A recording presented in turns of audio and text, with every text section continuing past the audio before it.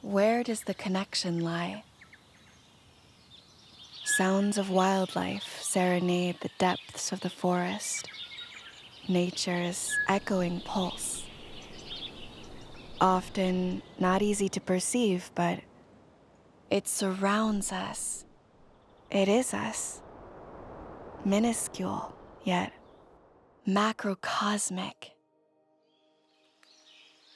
Pearls of water slip into the constant flow of the river, inexplicably shaping itself into itself over and over again. An endless cycle. Now, where was the connection lost? It's the source of all we are.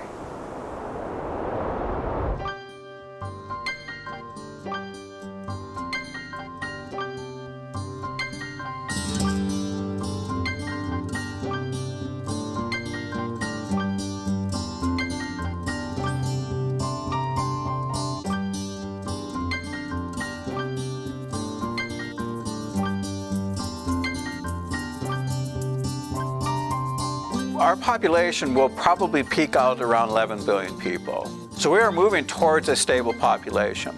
However, some of the things that we do consume, such as animal products, is consuming more land and more water than we can possibly sustain with populations of 11 billion people.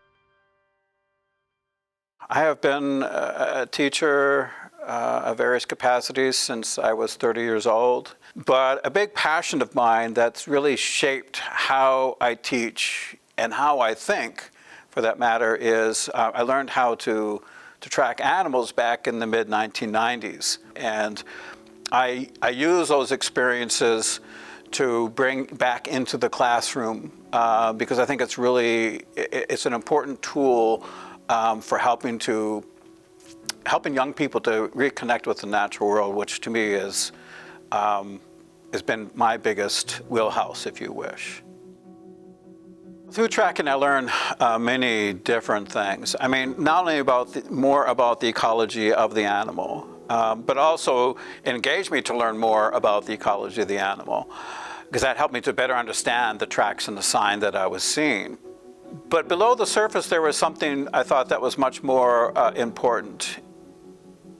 When I first started teaching high school, I had introduced subjects such as climate change and biodiversity loss. And seeing the trends that were happening, it's like, well, how do we deal with these things? It's always been an issue that I've really thought about. And I really felt that one of the things that was really missing from especially the Western world, because that's what I can speak more about, is that reconnection with the natural world and knowing that we are a part of this living system.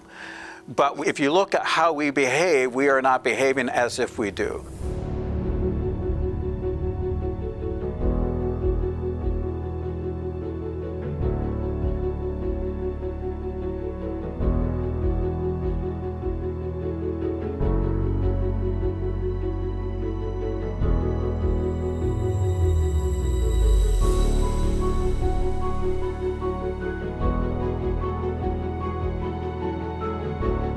They're things, living things that don't have a voice, and it's our responsibility to stand up for them and protect them. I'm Josie Butler. I whakapapa to Ngāpui and Moa Upoko, which are Indigenous tribes of New Zealand. The most important thing to me is family, whether that's my immediate family.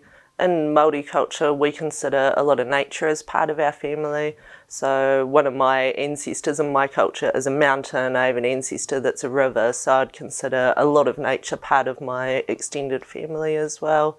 And that's probably my key most value in the world, my most important value. And that's what personally motivates me to make change, to protect those relations of mine.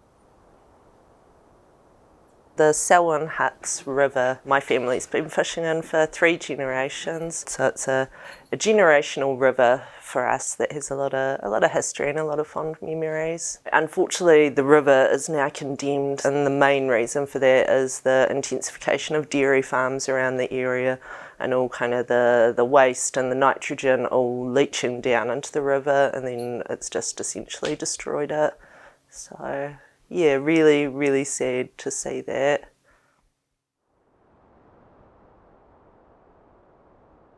When you raise cattle, let's say if it's for beef, they occupy a huge amount of real estate if you're going to do it right.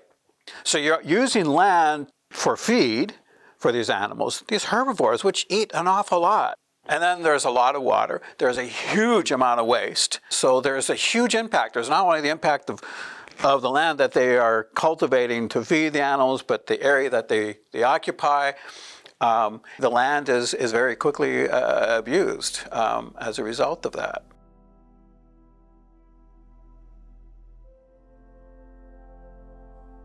I would like to see land return to local iwi, which are the tribes of New Zealand, and for Māori to manage it in the ways that we've managed land for hundreds of years.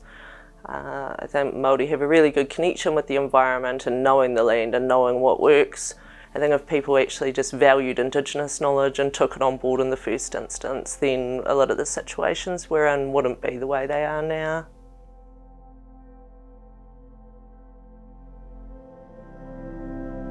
We have to not only think about the things that we do, the impact that it has, but also a different way of thinking. It can't be the same kind of way of thinking that got us here. Many solutions that we have often are tooled in the way that we thought about the world. And rethinking about our relationship to the world is going to give us different results, and probably more likely more positive results in a sustainable world.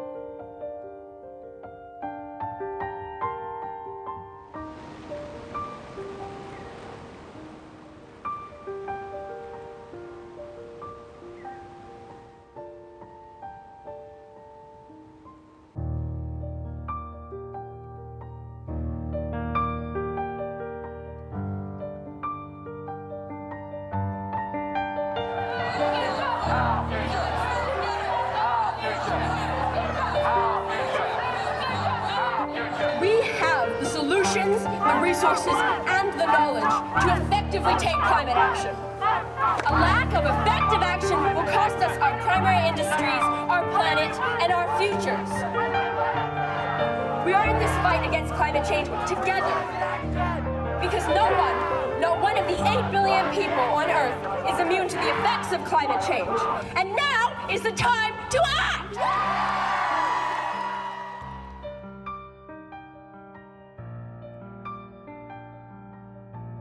This balance of life, our whole being, in the palm of our hands.